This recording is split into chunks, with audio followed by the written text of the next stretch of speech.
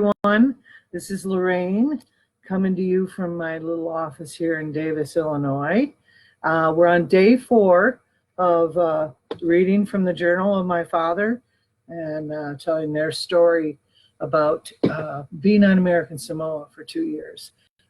This is the book that I had put together from his journal, and I had transposed all their pictures and his journal, and it's doing really well for my spirit and my heart.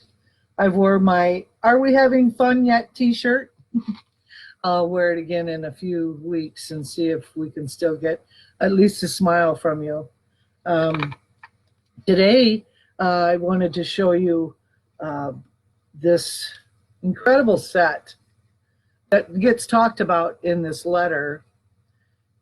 I have 2 of these. Actually, I have 4 decks, and I posted a picture of them earlier. This is a canasta card. If anyone has played canasta or know the game,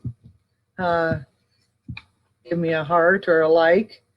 I happen to love the game, and I would, after we're out of quarantine, love to play with people. So today I'm going to be reading 4 pages from the letter that my father wrote again. We finished the Christmas letter yesterday, and this is a new letter written.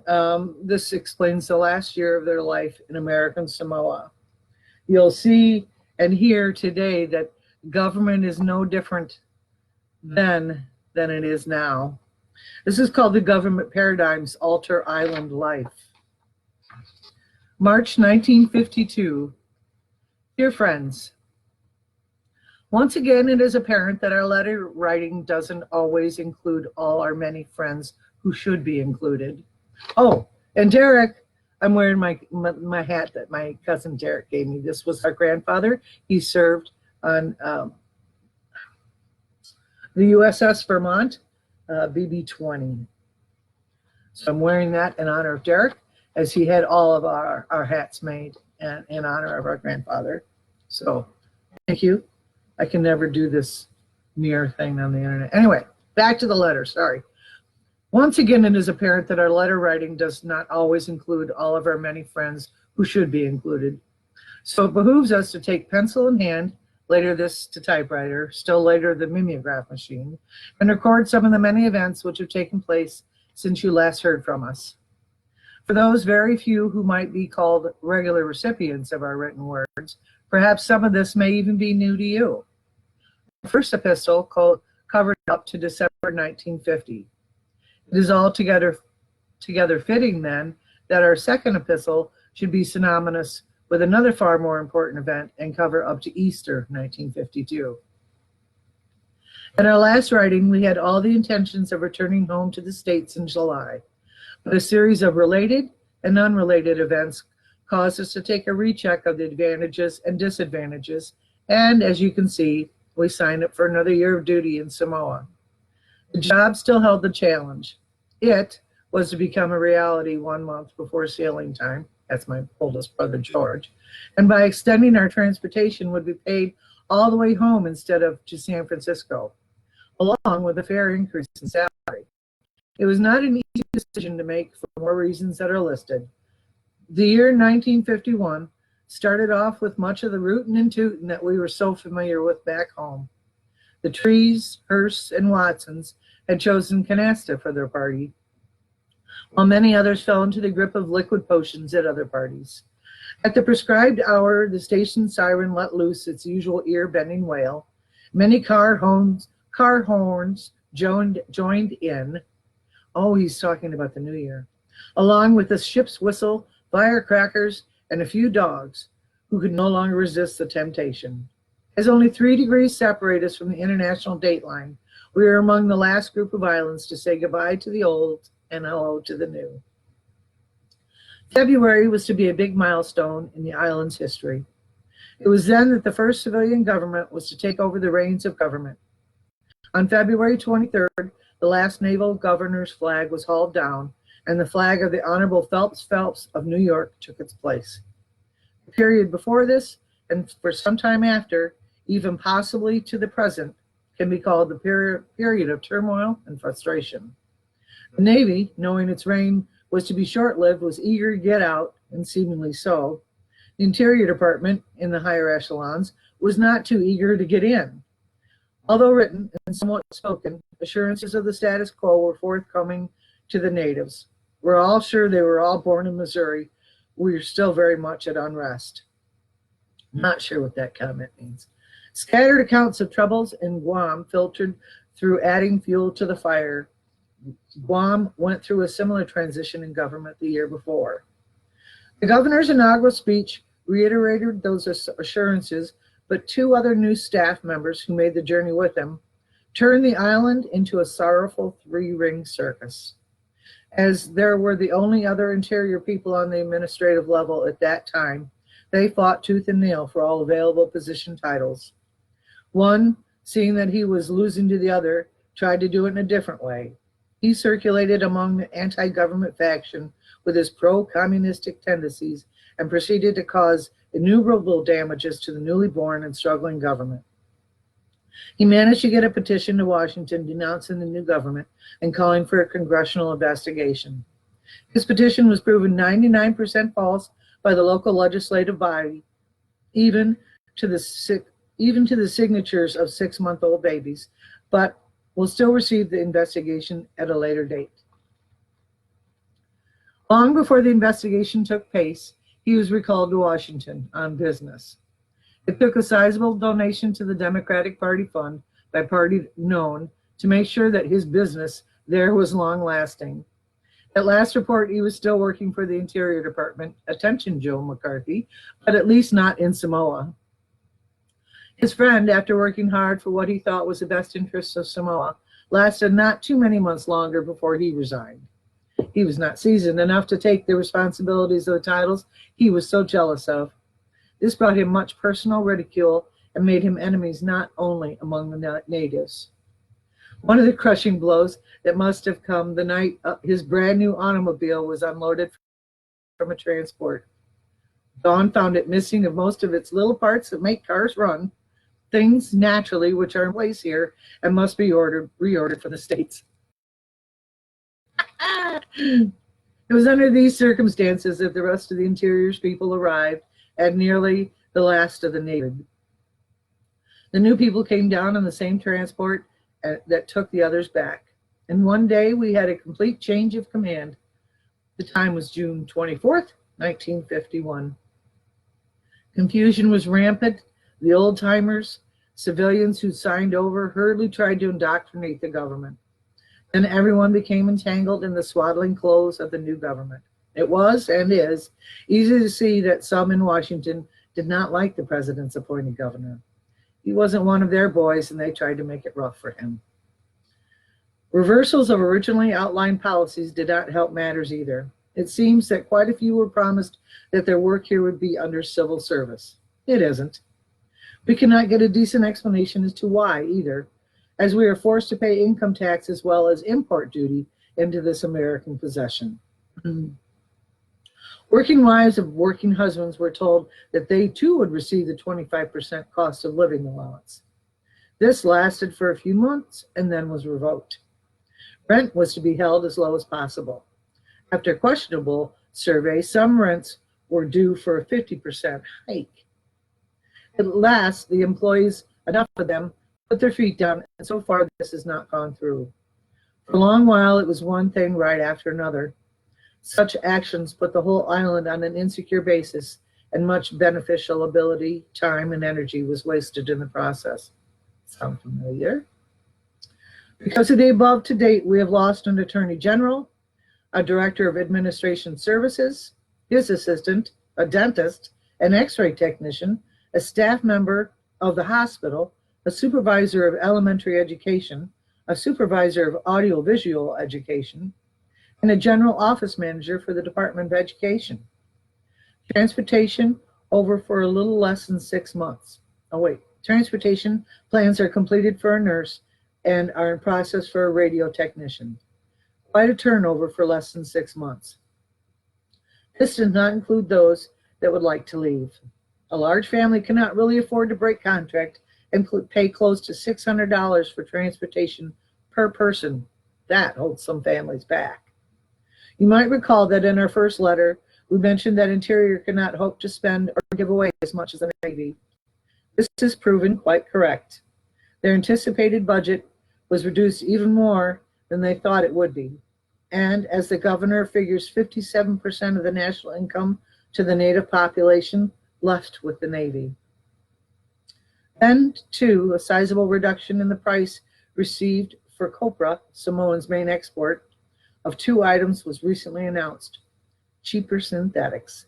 The governor has made one fairly unsuccessful trip to Washington requesting more funds. The lieutenant governor is now in Washington trying for more of the same. If the end result of those 2 trips is essentially the same, tied in with the closing of a major portion of the VA subsidized schools, it will be tough sledding for Samoa in the immediate future. As every ledger has 2 entries, let's talk at the other side of the picture. The island has several possibilities for economic stabilization. The main one, which the government is pointing most of its guns at, is tourism. This is the only American-controlled soil in the West-South Pacific. This is the only American-controlled soil in the South Pacific, and I believe that remains true today. Living on it are the purest race of Polynesians to be found today. The same type of house constructions used by their forefathers around 500 AD is still to be found in a majority of the villages outside the Bay Area. Those homes are called fa'aus, F-A-U. Many of the customs relating to the family structure, cooking, village life and laws, and ceremonial occasions have not been altered one iota from that same period. Meanwhile, in Hawaii, it is hard to find a true Polynesian, and not too long ago, a Hawaiian vacation was only for the ultra-rich. As time progressed, the rich man was able to make it to Hawaii. Today, even we can afford a vacation in Hawaii. Then, too, through over-commercialization, the island has lost much of its bounty, whereas Samoa is practically untouched. We've never been to Tahiti, Polynesian under French control, but hard liquor has, and reports point to this fact, and its ultimate degeneration of the population. The French have also imposed certain restrictions which do not seem very conducive to American tourism. Fiji, Malaysian, British, only 3 15-hour plane hops from New York, affords much color and beautiful South Pacific scenery, and a terrific interrace problem. The Indian population already is greater than the Fijian. Indians control nearly everything but the American Samoa. It is slightly more developed and certainly is eager for the American dollar. But who wants to fight over pounds, shillings, and halfpence when 50 miles away it's still nickels, dimes, and quarters? The big roadblock to American Samoa's tourism is the frequency of transportation. Freighters are on a tri-monthly schedule from the north, come 1 month and try, usually without success, to come the next month. From the south, it's nearly tri-annually, in the true sense of the word. Accommodation on these ships are nice, but they can only carry 12 passengers through passengers preferred. Wow, 12. Air travel to Fiji 4 times a week via Honolulu from Chicago, 7,000 miles, can easily be made in 3 days or less. It may take you a month or more to travel the remaining 800 miles to Samoa. We have a wonderful wartime airstrip here. It was used regularly by the Navy till June of 1950. Since then, we've seen 2 4-engine planes land with the greatest of ease, even though the strip has not been serviced for over a year. CAA, however, has turned down the Pan American's bid, striking strongly of politics to operate the base. If this roadblock can eventually be circumvented, the beauties of Samoan culture and custom will be open to all who care to make the journey.